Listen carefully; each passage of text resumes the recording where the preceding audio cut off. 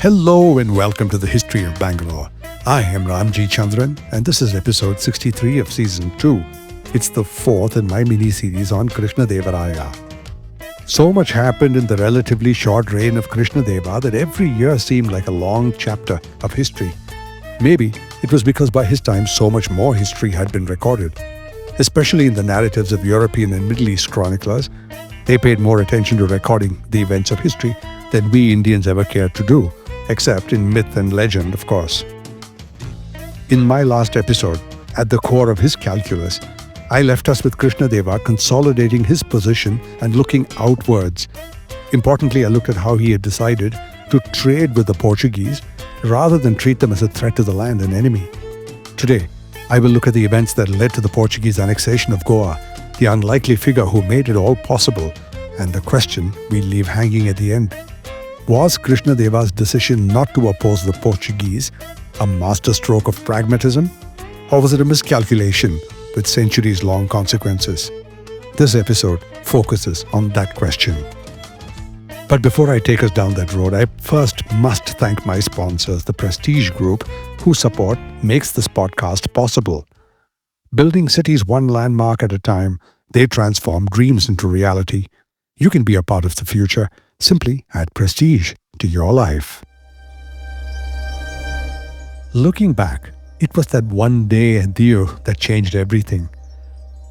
On the 3rd of February 1509, when Portuguese commander Alfonso de Albuquerque and his fleet smashed an Indian naval coalition, they changed the history of India.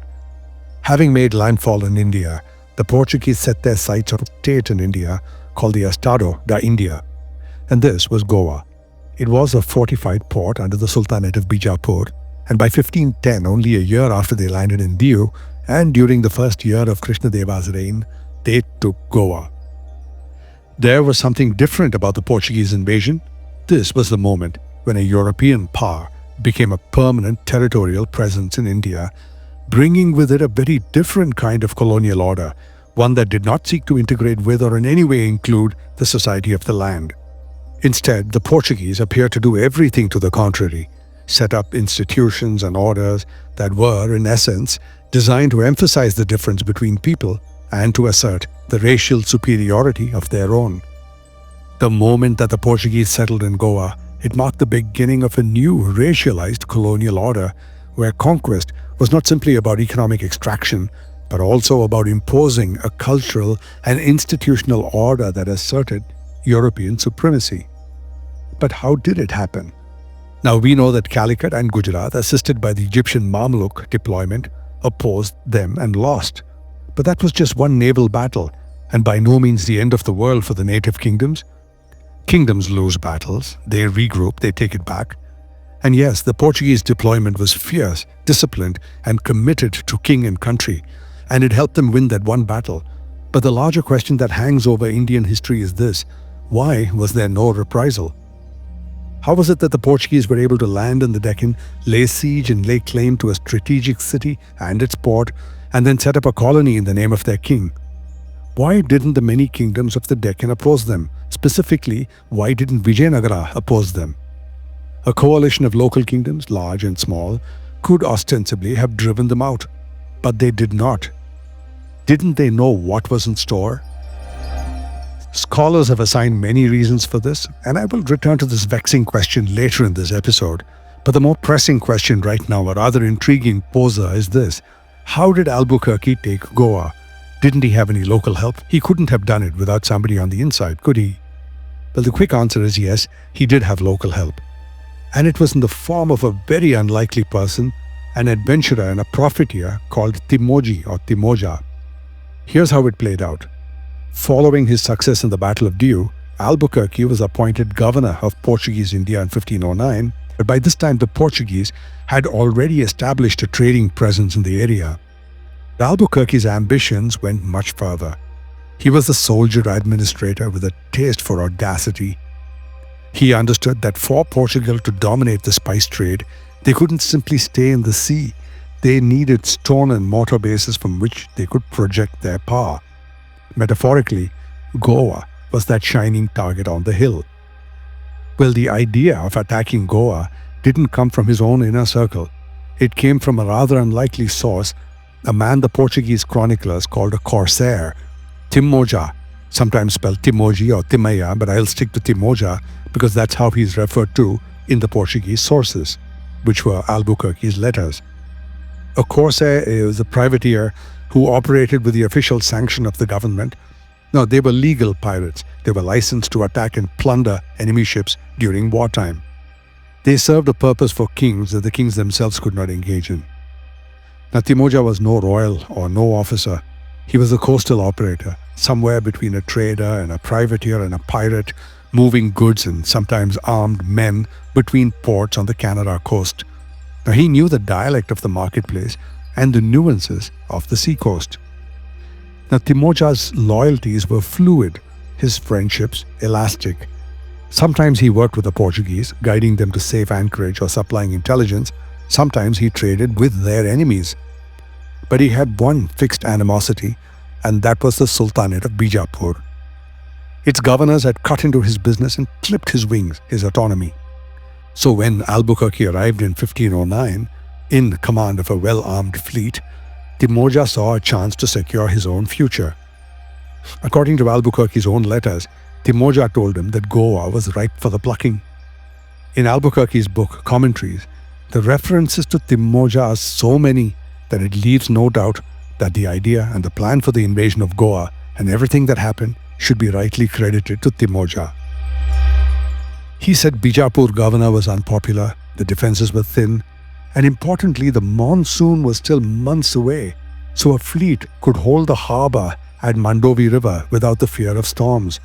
Timoja promised to guide the Portuguese up the Mandovi, to supply them with food and intelligence, and also to rally the Hindu support in the town. In return, Timoja asked for recognition by the Portuguese crown and the governorship of Goa once it fell. Albuquerque weighed the risks. The reward was clear: a fortified harbour between Diu and Cochin, cutting directly into Bijapur's power and securing a base for the Portuguese in the northern Konkan. So he agreed with Timoja. In 1510, he took a fleet into the mouth of the Mandovi. The contingent was small by later standards. It was about 1,200 men, a mix of Portuguese soldiers and Indian auxiliaries that were recruited through Timoja. They moved quickly, pushing upriver, battering the riverside defenses and driving the Bijapur troops into retreat. The man whom Adil Shahi had appointed the governor of Bijapur fled. He moved inland, leaving Goa alone. But only for a few weeks did Albuquerque have his prize, because the timing proved fatal. The southwest monsoon broke earlier than expected, and with it came the twin enemies of every early army: disease and hunger. Supply lines were cut. The heat and the damp rotted the food. It fouled the gunpowder. Meanwhile, the Bijapur forces regrouped inland, and they hit back. In May, they counterattacked. Albuquerque, who was sick and short of men and without reinforcements, abandoned Goa and withdrew to Cananore. Now that might have been the end of the story, but daring and doomed raid remembered in dispatches and in Portuguese history, but Albuquerque was of sterner resolve. Through the monsoon, he also worked hard. He rebuilt his forces. He called in reinforcements from Portugal and Malabar, and he planned a return. So in November of 1510, he sailed again. This time, the Portuguese came with 1,500 men and much heavier artillery. They breached Goa's defenses and routed the Bijapur garrison. Contemporary accounts speak of slaughter. Muslim inhabitants were especially targeted. The Hindus were encouraged to stay, and whichever Hindus helped the Portuguese received rewards for their help.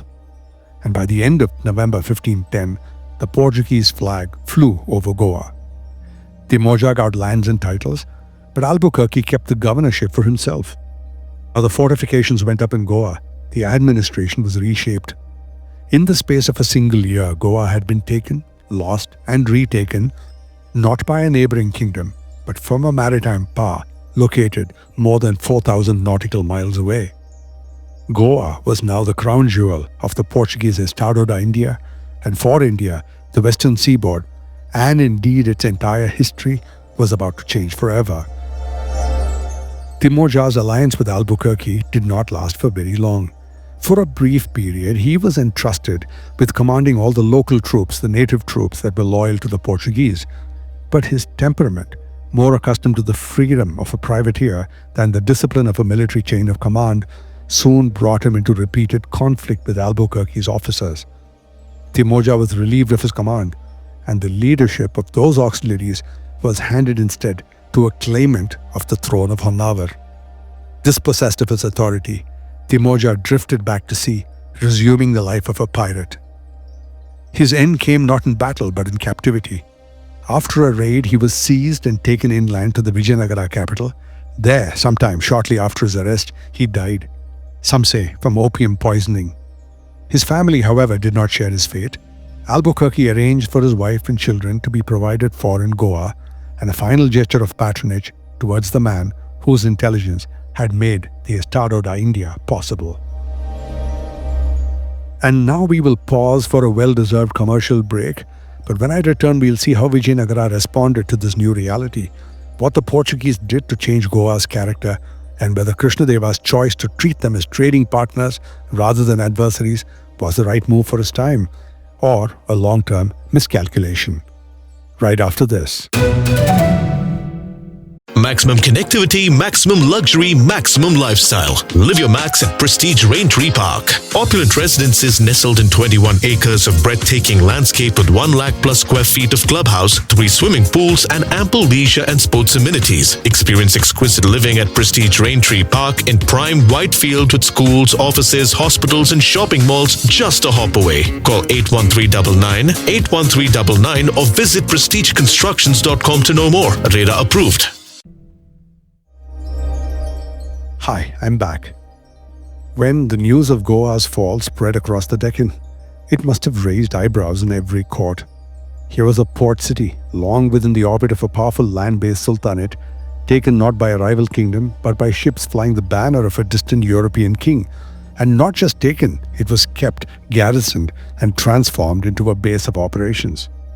For Vijayanagara, the new reality lay less in the fact of Portuguese victory than what it meant for the balance of power on the coast. The west coast had always been contested, the pepper trade in the south, Gujarat in the north, and in between a string of ports where merchants and middlemen operated with shifting alliances. Now one of those ports, Goa, was out of the game as a bargaining chip between Indian powers. It belonged to the Estado, the Portuguese overseas state, and would serve their purposes first. Krishnadeva's response, as far as the records tell us, was not outrage, but engagement. There are no records of him protesting to Alfonso de Albuquerque or even threatening to intervene. Instead, all the indications are that he opened up channels to the Portuguese and began to cultivate a relationship with them. Now, this was pragmatic statecraft. If he could secure a steady supply of Arabian and Persian war horses through the Portuguese-controlled horse trade, he could blunt one of his biggest strategic vulnerabilities. He had his enemies, immediately to the north Bijapur, and towards the east the Gajapatis. Horses were the key. In the military economy of the Deccan, a powerful cavalry was the difference between victory and defeat. Local breeds were not hardy enough for battle. They were too small, for one thing, to carry an armored rider at good speed. The larger and stronger horses came from the Arabian Peninsula and from Persia. To get them, you needed access to the ports, and preferably where the customs officials were on your side. From the Portuguese point of view, Vijayanagara was an ideal customer. It was wealthy, it was stable, and willing to pay in gold for the best mounts. The Portuguese could also sell firearms, artillery, and other goods. And unlike the sultanates to the north, Vijayanagara had no navy with which to threaten the Portuguese shipping, making it a safer partner. Now, on the other hand, we can imagine Krishnadeva's calculus.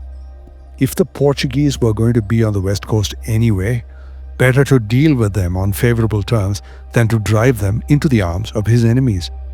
Besides, his main military focus in those years was on consolidating his hold over the Raichur's Doab and preparing for campaigns towards the east against the Gajapatis. Opening another front against a powerful new maritime player might have been the risk that he did not need.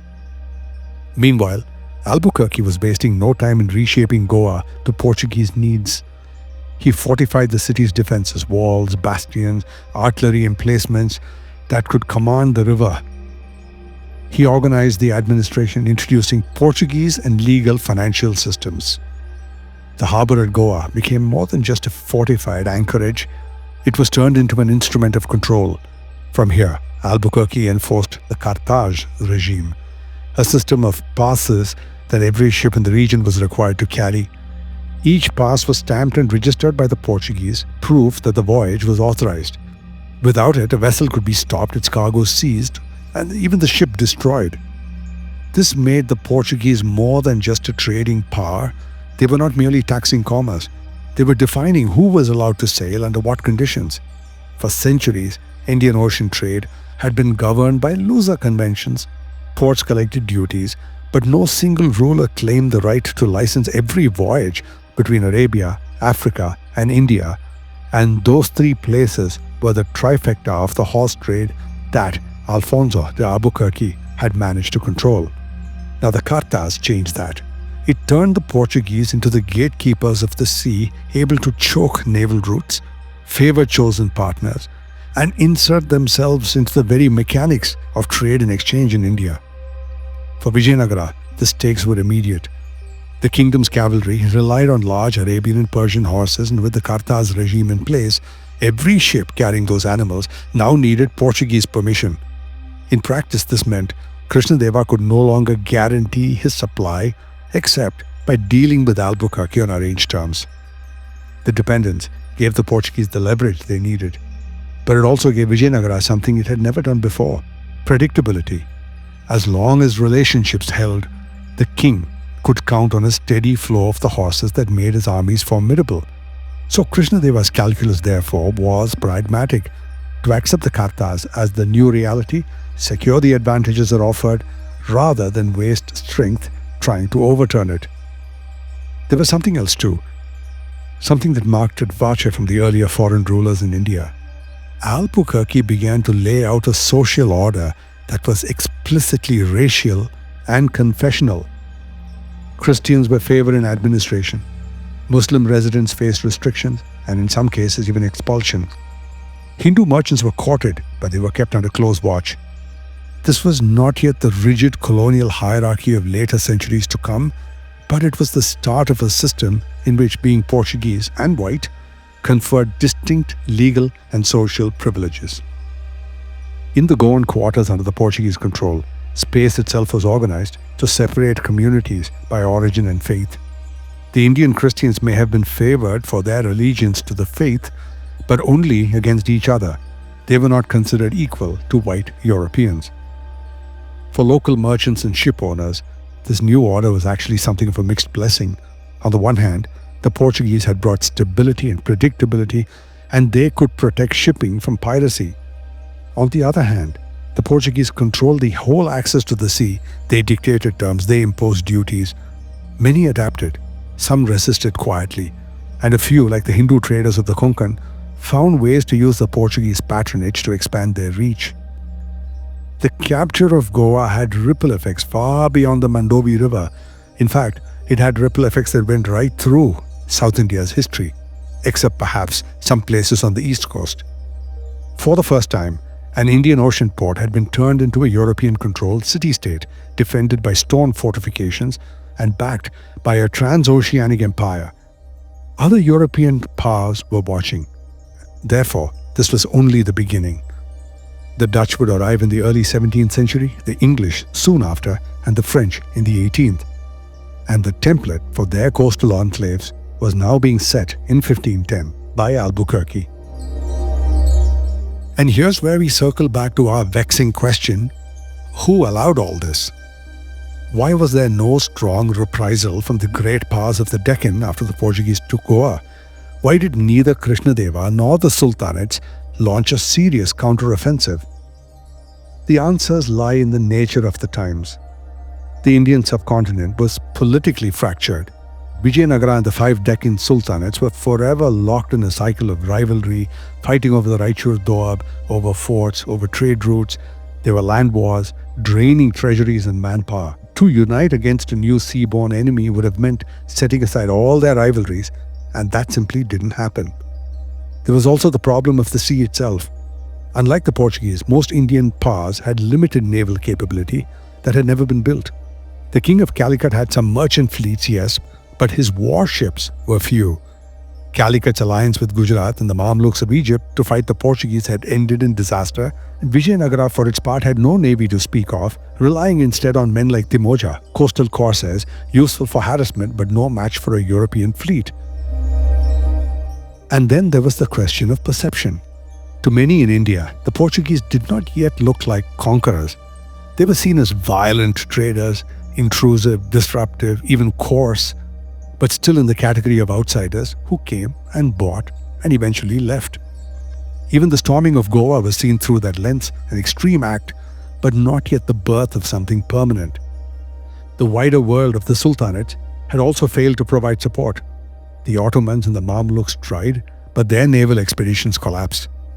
After Diu, there was no great Islamic fleet to challenge the Estado, even though their battles in Europe had lasted for centuries. Calicut alone stood isolated, and in that isolation, the other Indian powers drew back. Meanwhile, the Portuguese played the political game with care. They supplied Vijayanagara with horses and weapons, cutting deals that made Krishnadeva a customer rather than a rival. They kept the sultanates divided, and they made sure that their fortresses were strong enough to deter casual assaults. So the absence of reprisal wasn't indifference. It was the product of disunity, naval weakness, and a gross underestimation of what the Portuguese actually represented. By the time it became clear that the Portuguese meant to stay with forts, artillery, and a papal sanction behind them, the sanction of the Pope, it was too late. They were too firmly entrenched to be easily dislodged. And so we end this episode where we began with a question, not an answer. Could all this have been avoided? To be fair, in 1510, with the disjointed way in which kingdoms existed, each king was aware that he was but a temporary custodian of the land.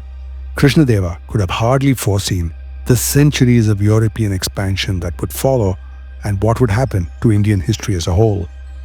He made his choice based on what he thought was in his nation's best interest and the needs of his moment to secure trade, to strengthen his army, and to avoid an unnecessary war. So, was it a stroke of pragmatism? Or was it a gross miscalculation whose true cost would only be clear to his successors? Your guess in this case is as good as anyone else's. Once again, this was a chapter of Krishnadeva's time that spanned just a single year. Such was the complexity and importance of the early 16th century. There's much more to follow in the next episode, coming up soon.